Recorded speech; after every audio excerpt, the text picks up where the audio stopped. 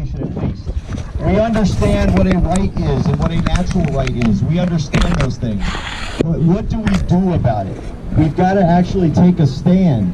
And unfortunately, sometimes taking that stand is a bloody endeavor. And so what I want to talk about is activism and getting involved. Because standing here right now is great, but let me tell you something. The minute that the last one of you walks off these grounds, these people that work in this building, they don't care. They're not hearing you. They're not even here today. Thankfully, we have a legislature that's only here every 2 years. So they're not screwing things up except for every 2 years. That's right. Now that does create problems, because when we do have an issue that we need to get addressed, for example, what's happening in Olmos Park and around this country and what's happening right here on these grounds, it takes 2 years to get fixed. Now, we got open carry passed, we got campus carry passed, we got the license to carry reduced. Who thinks we're making progress towards gun rights? Let me tell you something. As an activist, I'm going to tell you you're wrong. We have not made a single bit of progress here in the state of Texas because not one right has been extended. Yes, those people that have a permission slip, yes, you can now tuck in your shirt. But that didn't expand the right to anyone else that doesn't have a permission slip to carry a firearm. So being able to open carry is nothing more than you being able to tuck in your shirt. That's not an expansion of liberty. Being able to carry on a college campus, or even on a college campus, yes, that's a place you can carry, but you have to have a government permission slip. That did not expand your rights in any way whatsoever. Not at the university where I work. And we're dealing with those things. We have got to fight to get rid of this government permission slip, this license to carry a firearm. If I walk in and I go buy a firearm, I should be able to take that, stick it in my holster, and walk out the door and be legal. I just passed a background check. I'm a law-abiding citizen. I shouldn't have to go to government, pay a tax, and be able to exercise my rights that way. Now, thankfully, it's a much smaller tax now, and it makes it a little bit more accessible. But let's go back to what these licensing and these laws were designed to do. They were designed to disarm the newly freed blacks and the quote Mexicans back when Reconstruction happened, especially here in Texas. Those were the arguments. You can read them in the journals. The purpose of gun control is to disarm the poor, to disarm the minorities, to disarm the less privileged. And we've got a system that, while it still doesn't cost as much before, we're still talking about $150 that it takes to get a license. But CJ, if they can afford a gun, they can afford to get a license. Okay, what if that gun is handed to them? All right, what if all they can afford is a gun, and they can't afford to carry it now in self-defense? Okay? One of the problems that we have as activists, as gun rights people, okay, is that we're too quick to try to find compromise. We are too quick to find ways that we can placate the left and get them to shut up. Okay, well, look, all right. No gun confiscation, but we'll give you a bump stock ban. How's that? Does that make you feel good? Okay, good. All right, we'll give you universal background checks. We'll give you that. Oh, we'll raise the cost of buying a rifle to 21. Does that make you feel better? All right, good. Now, can you leave us alone? Oh, wait, you're back for more? Where do we stop? Where does this end?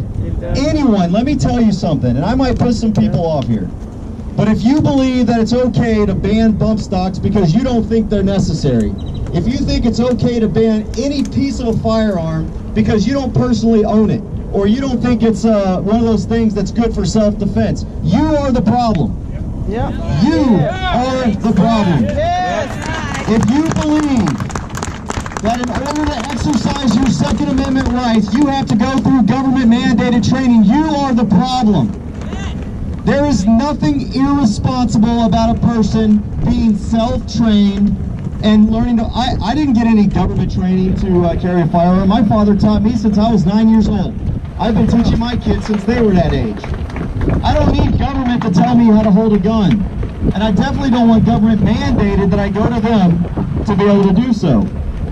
So, yes, every gun owner in Open Carry, Texas believes this, must be trained. You have to get yourself trained. If you're going to drive a car, I don't even believe in driver's licenses, but you should know how to operate a car if you're going to drive it. If you're going to operate an oven, you should understand how to operate that oven safely. It's the same with a firearm. But we don't need...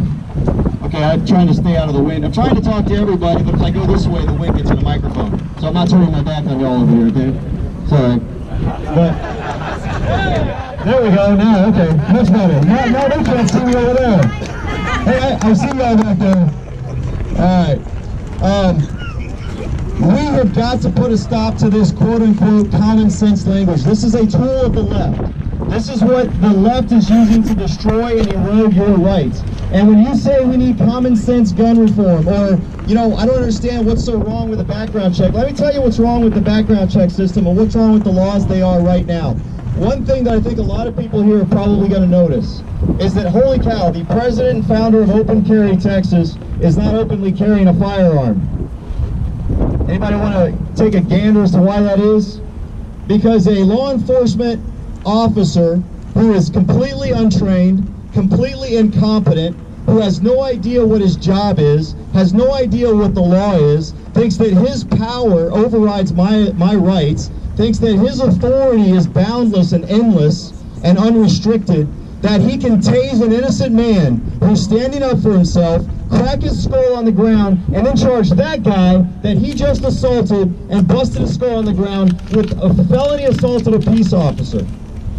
So now, guess what? I have no rights. Why? Because we have decided that felons shouldn't have firearms. Now, I'm not a felon yet, but I'm accused of being one. I'm charged with a felony because I had the audacity to fall backwards and bust my head on the concrete while lawfully exercising my rights.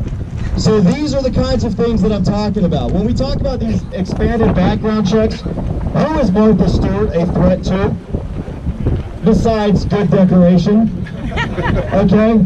Nobody. But Martha Stewart is a felon, and Martha Stewart can't exercise her rights. We live in a state where our right to keep and bear arms is under attack, and I know this because I stand up and I see it every single day, everywhere.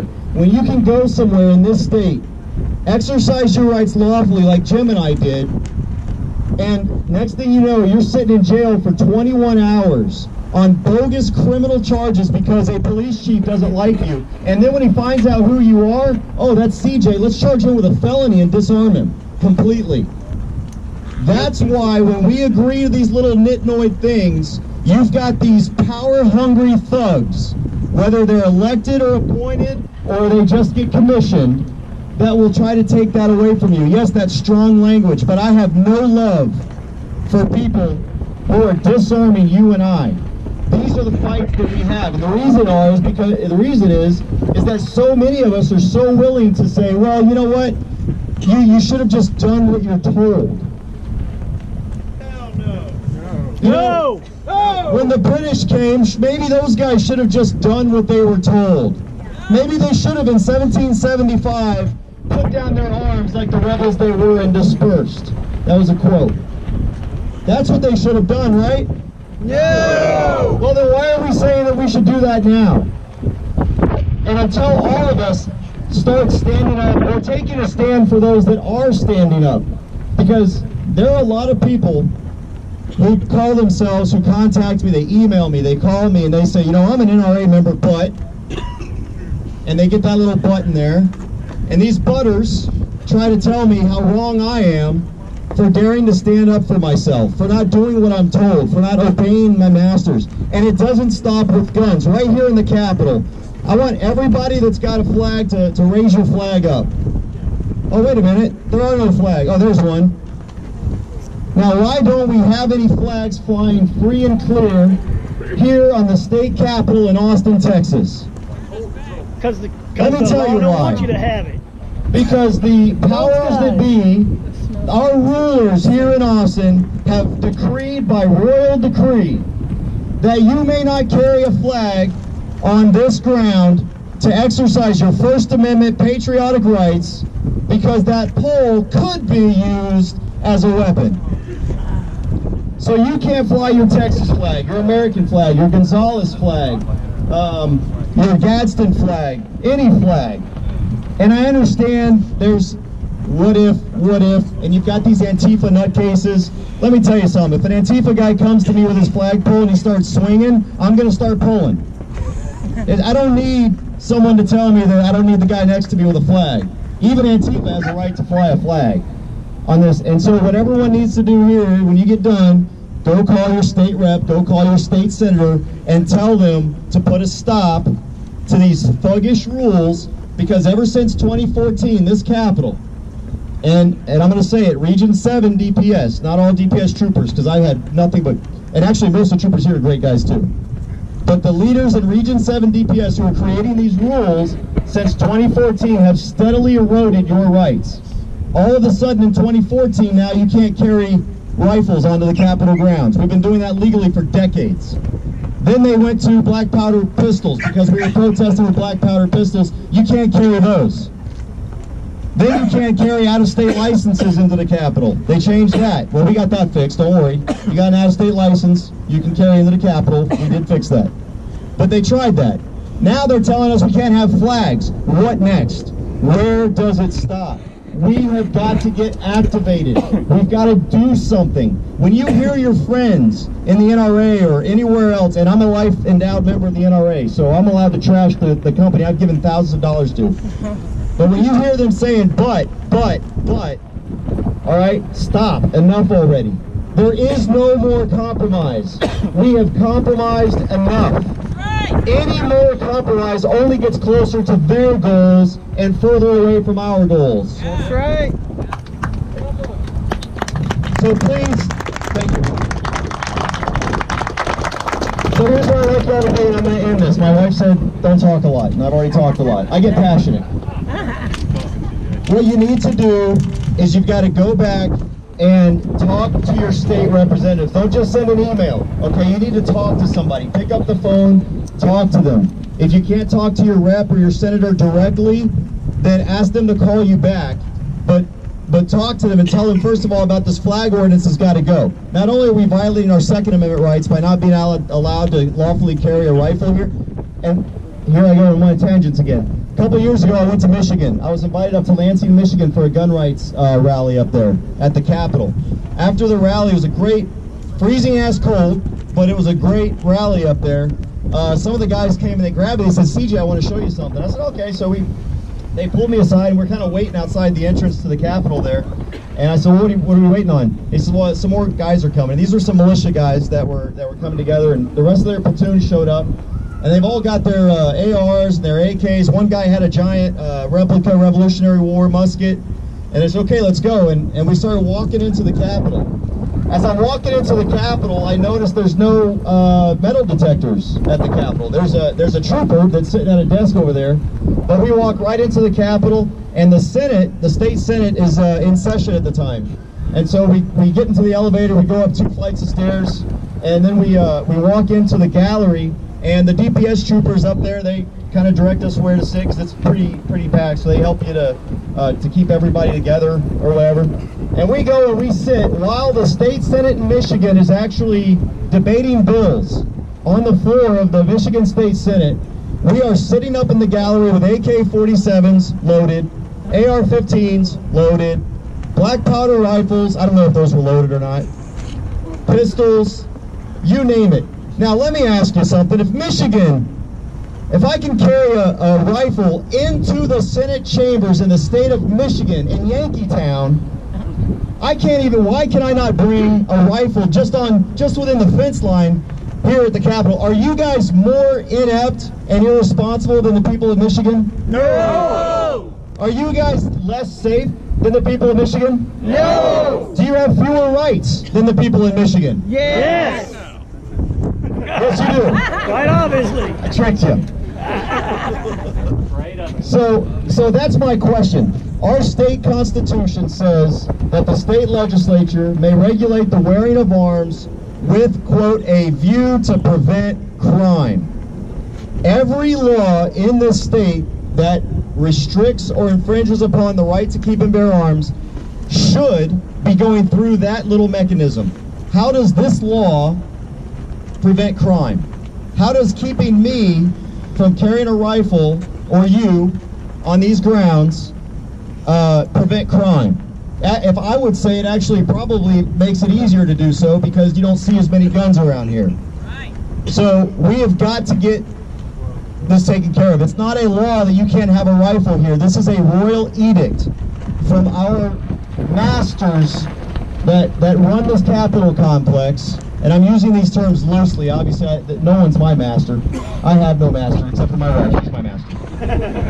I will do whatever she tells me to do most of the time, except for get arrested. And we have got to get these rules that they've in place taken care of. And the only way we're going to get those gone is by contacting our state reps. And so you've got to be active.